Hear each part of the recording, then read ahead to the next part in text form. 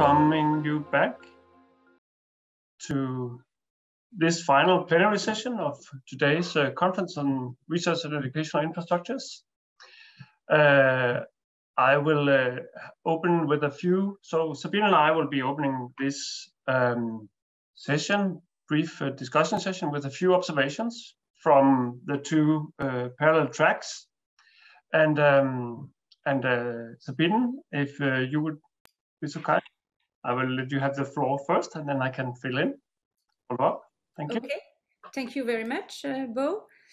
In our educational infrastructure session, we had a very interesting and inspiring session and discussion. And we could see that we had sometimes very diverse approaches in some parts.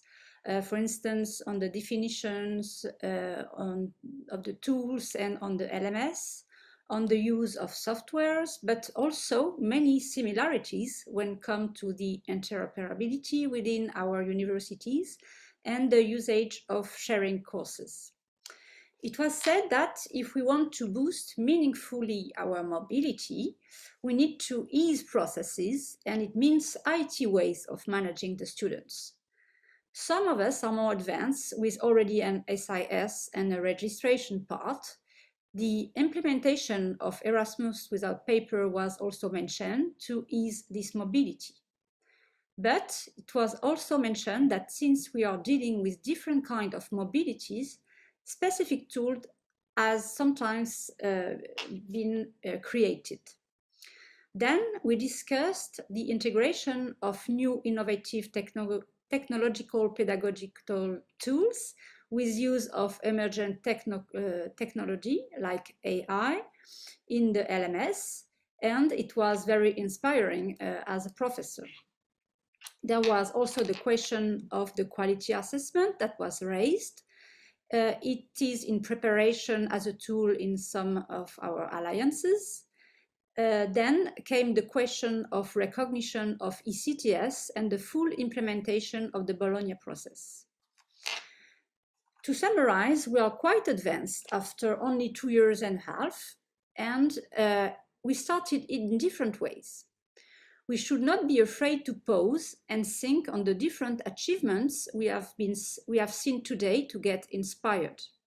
We are maybe now ready to share and collaborate between alliances. We could try to define standards and to support the digitalization in Europe. It was said that we could also implement other solutions if they are better. We are only at the beginning of our adventure, and there is still a long way to go. As a consequence, our platform has to be synced in different time frames, short, medium, and long terms. This has to be done in connection with the different EU initiatives, like the Digital Action Plan and the Digital Transition Mission. There is a strong ambition and will to work with open solutions and standards and to keep better control on data. This may mean to slowly change some of our softwares and habits. It has also been mentioned that the IT group on 4EU and 4EU2, 4EU1 and 4EU2 are sharing difficulties and solutions. Now, I will be short to let some time for the discussion, and I come to some questions to start this discussion. So, my first question is, are we really ready to start to cooperate and to collaborate? It has been mentioned that we should work on interoperability within our alliances. Also, would we be ready to change to a better and interoperable solution? My second question is about the quality assessment that is key for higher education institution. How do you see it? As an integration inside your alliance infrastructure? Then another key element that was mentioned is the legal issue concerning GDPR and data exchanges during mobilities. These necessitate a strong agreement within universities. How did you manage it within your alliance? Then I come maybe to the future and the next phase, and maybe we will also think to virtual academic development that was mentioned by one of the speakers, and the possibility of providing training tools for students and teachers to tackle the question of digital transition and inclusivity when proposing hybrid and blended learning. Do you foresee it in your alliance in the next future? And as a last question, maybe I'd like to make a bridge between education and research. And I would like to ask you if you foresee in the near future the possibility of sharing research infrastructure, for instance, in a blending course to train PhD students of your alliance. Thank you. Thank you, Sabine. So I'll be very brief with a thank you for a good overview and an introduction with a lot of good questions. I hope people took note and started thinking from the educational track. So I'll just share a few reflections on the research track, and then open up for maybe some thoughts on potential future challenges that we also need to address going forward from here, and maybe we can return to that at the end of the seminar. So I think in the research track we heard a lot of interesting presentations from all the alliances, and to me at least there are strong similarities both in the approach they take and also in the issues they identified and faced as barriers and enablers for sharing and strengthening the value we get from our research infrastructures. One of these similarities is that there is a huge difference, huge heterogeneity in how research infrastructures are handled and governed across universities, within alliances, across alliances. So that is also something that we need to handle as we go forward.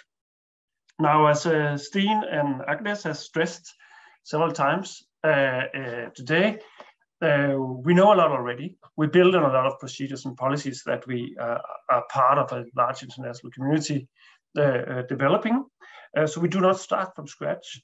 That when listening to the alliance's work, I also see that we are placed on an evolving frontier in a way where, yes, we have dealt with problems that we know of, but new problems seem to potentially crop up as we develop as a European research area. Because I have seen models starting to emerge in this alliance, in the different alliances works here, where new models and tools can be used that can be upscaled to the alliance level or across alliances, as Steen asked for, and I think even across simply European research and education area. But I also see that we will be put, I think, in a squeeze, or will need to develop fast, because, as Hideko pointed out, we are in a situation of competition. Researchers, research groups, universities compete for funds, for ideas, for IPRs. We're also in a situation where, as Agnes pointed out, we need to have research infrastructures match up and underpin and be in synergy with the whole open science agenda. That includes the request to open up to citizens, but also to businesses outside and collaborate business and academia together. On top of this cross-regional and international collaboration that the alliances are embedding. So I think that going forward, and I would like some reflections on going forward, if we need to develop a second as even further and faster in dealing with our research infrastructure governance, to be able to have it match not only our internal needs as academia, but also match these developing agendas of open science and business collaborations. Because introducing private sector and introducing transparency might put even further pressures on our governance models. Thank you. And now I hope somebody will have a comment. So if some of our panelists want to comment on the two short summaries we have made and the question we have raised. They're welcome. So I can again pose the first question to at least our two sister alliances and even to our leader, task work package leader on the platform, educational platform. Are you ready to start to cooperate and collaborate? Don't be shy. So let's start. Fabrice, are you ready to collaborate? We're obviously ready to collaborate. As I said in my presentation, we obviously ready to, and I think that we will be stronger together. Together we stand, divided we fall. To remind the Pink Floyd song. Jan? Yes, thank you, Sabine.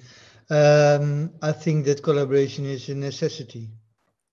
We need to collaborate because that's the only way to get to make really steps further in the European Union. And it is also important to find out what kind of standardization we need to develop and we need to use for the future. And if we want to become more independent in Europe from the big tech businesses, then we need to be connected with the European alliances. And actually, it is the first time now when starting up these European universities that we are able to collaborate and connect and make really big steps.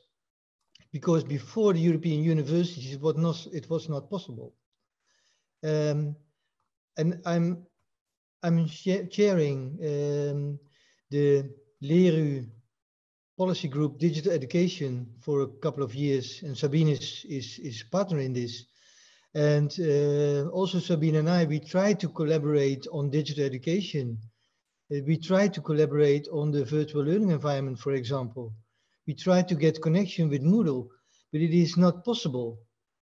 It is only possible when you really work together, like these European university alliances, where there is a real collaboration and connection. But with only 5 or 10 universities, it's not enough. So therefore, there is a need on the collaboration with the alliances together, with the 4EU+, 4EU1 and the 4EU2, that then you really have a mass of universities and joint effort. So yes, I think that there is a necessity, but we also need to collaborate with the NRNs. We in the Netherlands, we have the SURF organization, IT organization. It's a public organization funded by the government. All the other nations, they also have more or less the same IT organizations, and we also need to find a way how we can collaborate with them together, because there is the real IT expertise that we all need to collaborate with. Thank you. Thank you very much, Jan. Do the participants have some question on the chat for the educational infrastructure part? Or shall we? I could be so unkind to maybe ask the participants a question directly, because I was wondering if some of our alliances who have concrete models for fees and access and so on, we saw some very well developed one in particular for Milan.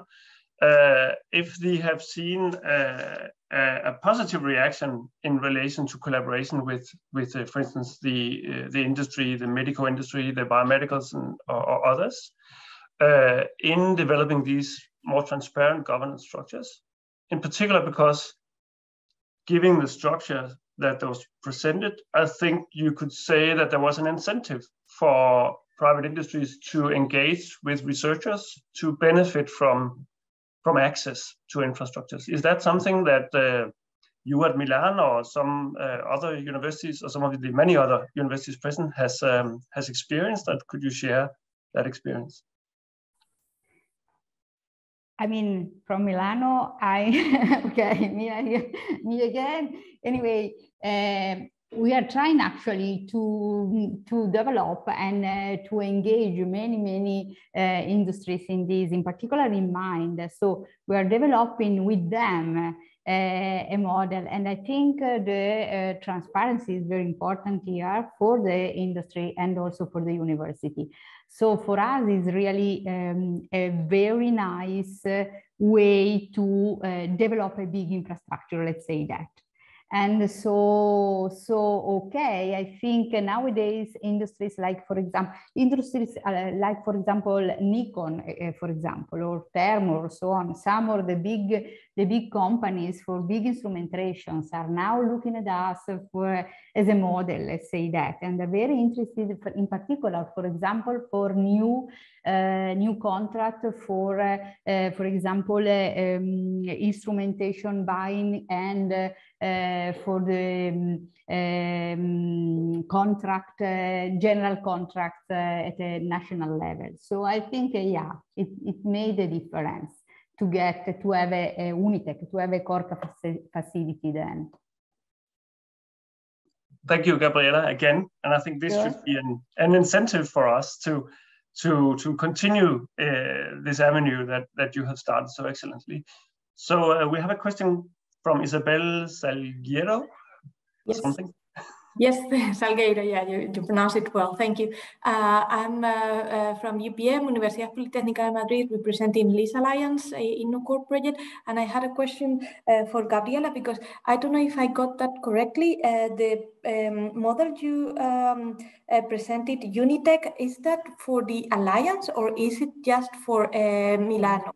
Yeah, it's only for Milano. I mean, Milano, right? Only okay. for Milano. It is a small reality, actually, comparing with all the other realities that I listened today. But anyway, it's just a starting point, as I said before. So we are willing to develop a model together with all the other members of the Alliance and also all the other universities, of course, to develop a model that is common at the European level. I mean, it will be a very great goal for us to reach a common platform, a common format, and to present ourselves toward the stakeholders and so on, with a common background at a European level. I think this is a very good, important point.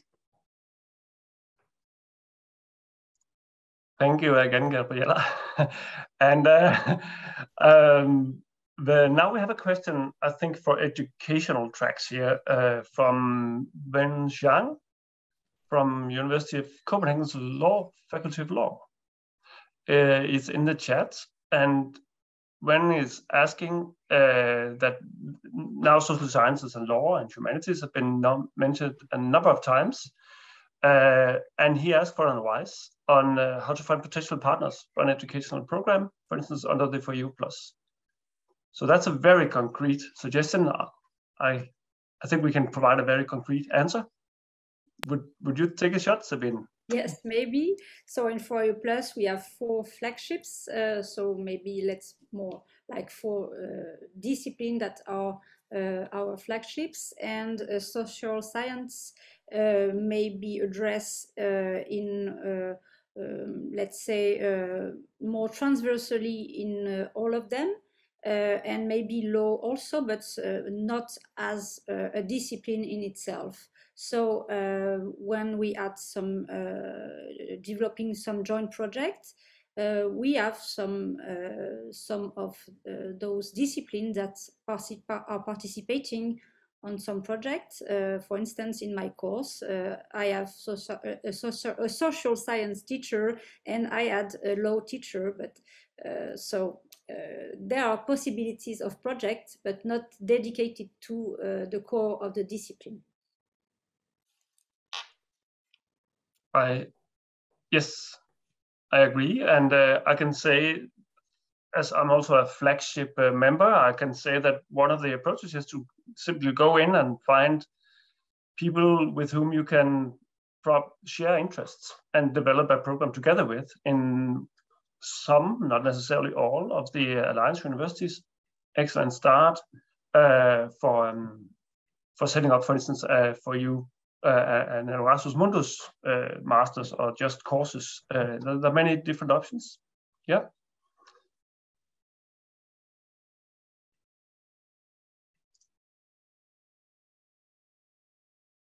Thank you. I noticed you are in international law, so that should be something for an EU degree. So maybe I have a question to you, Jan. So you mentioned the fact that some academic development was maybe a need for those hybrid classroom. So do you foresee this kind of development in the next project? You mean the hybrid classroom, to use that also in other education, or what's your exact question? The fact that you need to train teachers and students on this type of teaching. Yeah, well, our educational concept is not only we pilot this with our master program. It's quite successful. We got very a large amount of positive responses from students and from teachers, teaching staff. And for the next phase, we want to broaden our education also for bachelor, lifelong learning, PhD. So we want to implement our educational concept also in other parts of our education. Redesign existing courses in the direction of the CHARM EU concept, education concept, or build new courses together, joint courses on the basis of our didactical concept. But we definitely also need to work on the IT part. And we in the current project, we did not have a large amount of money or incentive for working on the IT part, because we focused on the educational concept.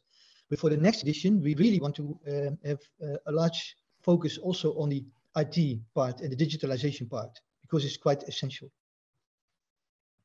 Is that an answer on your question? Not exactly, but more precision on some other subjects. Thank you. Bo, you have one last question, maybe? No, I was just saying that it's a good tradition in our alliances to keep our meetings on schedule. So we are 5 minutes now until we have promised you that you can go for lunch. And it's time for a wrap up. So Sabine, if you have a few wrap up, I have a few comments that I would like to make at the end. Well, I think I already wrapped up at the beginning of the discussion. Yeah. And so apparently it seems that we are really ready to collaborate, and it is really good news. And as Fabrice said, it's really a need, because the building such an infrastructure is a very difficult and a huge task, a demanding one. And we will be stronger together to achieve it, especially if we are tackling the question of being independent. So with the open and the sovereignty of the openness and sovereignty of the data, which is a big issue. So I'm very confident with this conference that we will be able to collaborate. There are many similarities, and the difference and the similarities are making this collaboration will make this collaboration very efficient, I believe. Thank you. Thank you. Thank you. And I also just want to say that building on everything there is, as Stine and Agnes have said today, adding to it, like I think you have done excellently across all the alliances in the work going on, I think there is even more to build on. I noticed that many of our alliance colleagues took the chance to flag, and that was excellently done, a number of upcoming workshops, seminars, and references on those exact same topics that we have addressed today in our workshop. So I will hope that you will share the presentations with us, because then we will make sure to share information about these workshops and conferences as they come up, so we can build further. So the last word now goes to our Isabel Kratz of the For You Plus Alliance. And thank you, Isabel. It's you.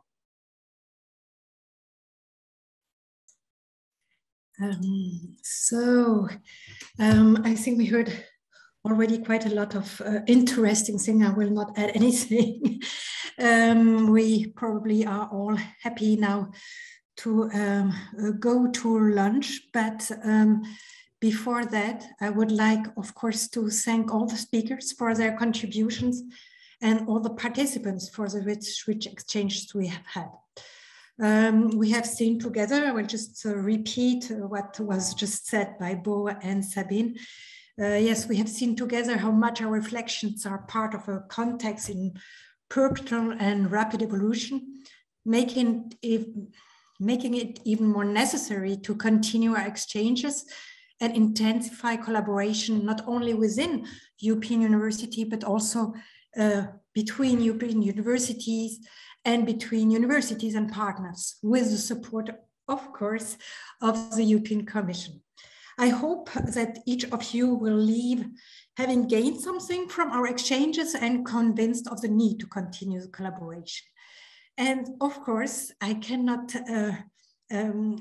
finish this conference without thanking the 4U Plus teams, and especially the coordination team at UCPH and the coordination team of our European University project.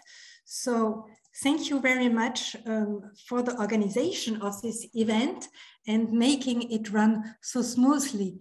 I wish you all a nice day, and I hope that we will soon meet online again for a discussion on these topics or other topics that are relevant for European University Alliances. Thank you very much.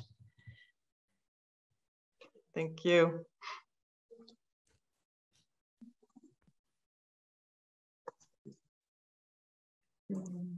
Thank you. Bye-bye. Thank you very much. Bye. Bye. Thank you. Bye. Bye. Thank you all. Bye-bye. Thank you. Bye.